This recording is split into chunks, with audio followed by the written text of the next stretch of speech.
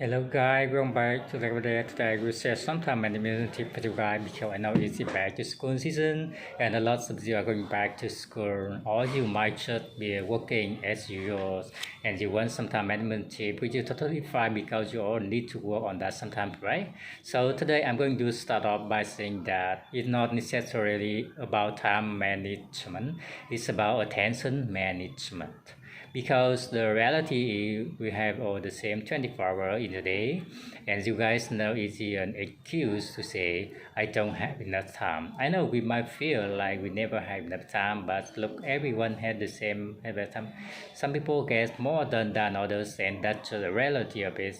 So can that say you don't have the time? It's more that you don't make the time.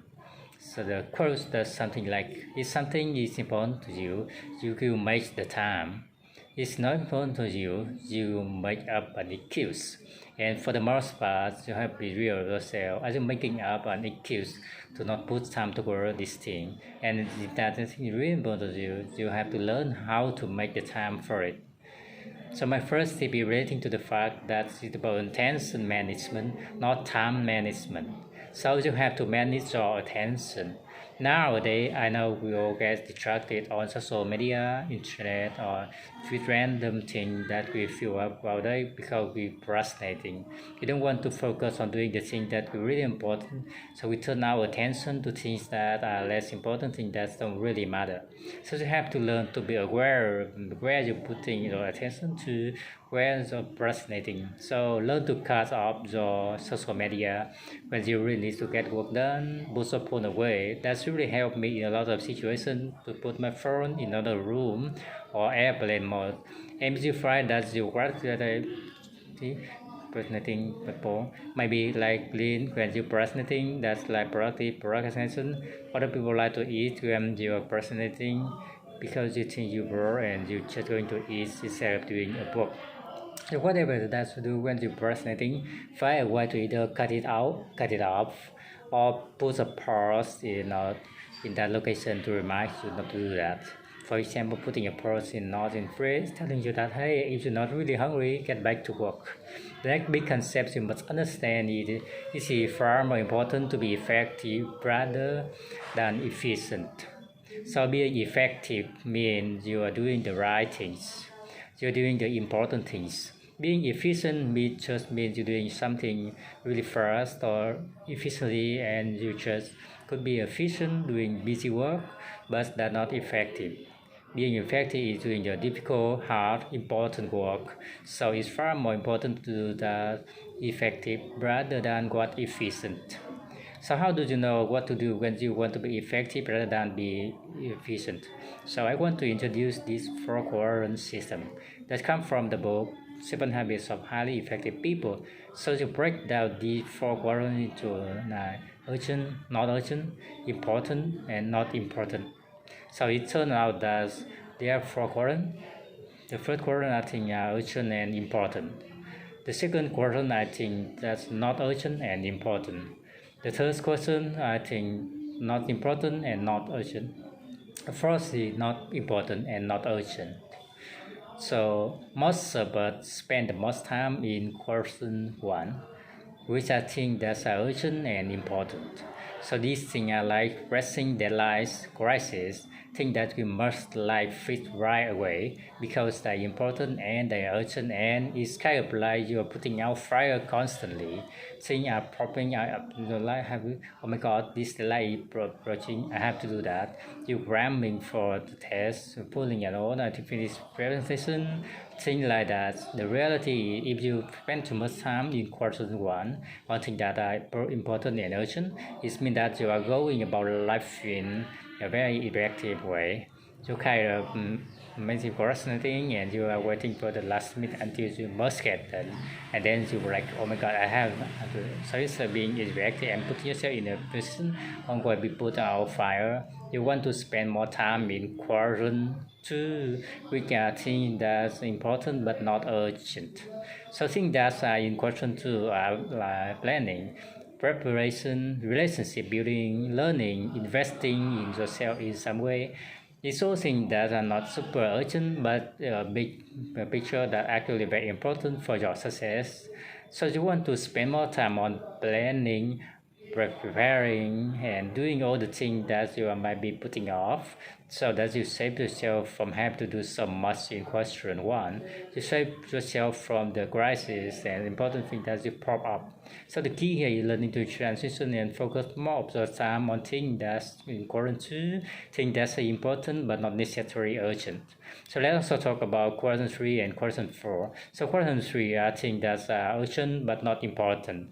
So lots of things can seem urgent but they are not really important, like email, phone call, certain people like popping up asking you for a favor, asking you to do something for them, report, sometimes meeting. So you have to be able to recognize, is this thing really important? I know it seems urgent, but not really important to my goals. And this is why I really important to really know what's your goal intention before starting the doing thing, because you want to know what important is you. One way to put that into action is do not spend your morning reply to email, because I know a lot of people have a habit of checking email in the morning and then like one you right, like you have to use your time wisely. So use your morning time, the time when you're most practically like awake, to do important thing first, so that you can spend like another time a slot later to check email and reply to email. When you do that, you learn to build up that willpower and to focus on what's important rather than impulsively trying to respond to what seems urgent to you at the moment. So the four quadrants are things that are not important and not important. So these are trivial things like busy work, activity that you do to escape what you have to do, like browsing social media, watching TV, watching Netflix, watching YouTube. All of that time waster. That's what quarter four is about. So we all spend our time in this four quadrant, but now you have to wait to outline them. Maybe you can even draw a photo quadrant and put in the activities that you typically do or typically have to do, and then you can get the rest. Okay, what's really important, what should I focus on, which the question 2, and then learn to focus less time on question 3 and 4. So hopefully that gives you a good framework and how you can prioritize your tasks and manage your time. So the whole lesson of this is to learn to put first thing first. Learn to always do the most important task first before you move on to other lesser important tasks. And like I said earlier, make sure you're doing things that are important and not urgent. And obviously you're going to have to do that thing that important and important, but in order to save yourself from stressing out over this crisis, focus more on preparing and all of that research, the important work that you need to get done. So once you figure out what's important you to do, it's time to schedule them in your calendar. So I do love to do this, but I do feel like sometimes you can ignore something in your to-do list for a long time, which is not that great, especially being not urgent. So what I find is important you schedule in your that thing, but not urgent into your calendar, so that you make it urgent. You make it something that must do once you get to that time. So find time in your calendar, make space for these tasks, and just schedule it in, so that's you actually do it. Personally for me, I like to schedule link on a week-to-week basis, so I take a look at my upcoming week and then find the time slot where I'm free and I start scheduling in things that I must get done. So I just make time for it throughout my week. Another break that is really important and that I want is try to batch my similar tasks together.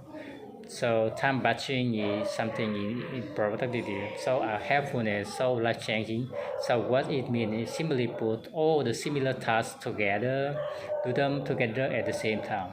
So for me, I shoot all as once. I try to shoot multiple as one, and if I did all as once, I do email all as once. I plan my video all as one. I don't try to switch from task to another. I try to open. I am guilty of that sometimes also, but I try not just keep switching, because there's something called context switching. I believe you waste 20% of the time switching from doing one task to another task because your brain just need to like warm up and used to the new task. So if you constantly switching tasks, you don't allow your brain to reach flow state. It's just a mental state where you're performing at the best and you're performing really well. If you like time flying by because you're in the zone. So if you want to be able to be flow state, which is most productive state, then you want to be able to go forward on what type of task at a time. That's why you reduce the amount of like context switching that you have to do. So after I plan now everything in my schedule and I just have decided how go to pass my together, I still like have daily plan on a piece of paper as my desk. So previously, a couple of years ago, I could only have post-it notes where I write numbers, right? And then eventually I developed my own system, which is now the daily planner that I sell on my website. And so the layout start out with setting an intention for the day. So I like to set out how I want to feel and want to focus on, and then I plan out the three most important tasks that I want to do in that day. So these are the three things that if I work only the I will be happy and satisfied. That's the important task. And then I leave some space for extra to-do list. And usually the extra to-dos I don't go to the more. Sometimes I transfer them into next day's more important tasks, but I like to have them in there so I can see. And then there are some specific because it's also important to me to keep up with my daily habits. And then at the end of the day, a space for gratitude and celebrating the what more every single day to plan out my work day, well, whole time. And if there every time where I will leave, I go out and do some stuff, like running some errand and something, I will picture of the page so that can facilitate to list from daily plan. Because for me, I really need to break things down as much as possible. Even though I have my brother, but my big girl, I mean, okay, you have me one sheet of paper just to look at every single day, and I think I don't get the satisfaction of like crossing something out and a piece of paper, because I'm kind of old school. I still like pen and paper.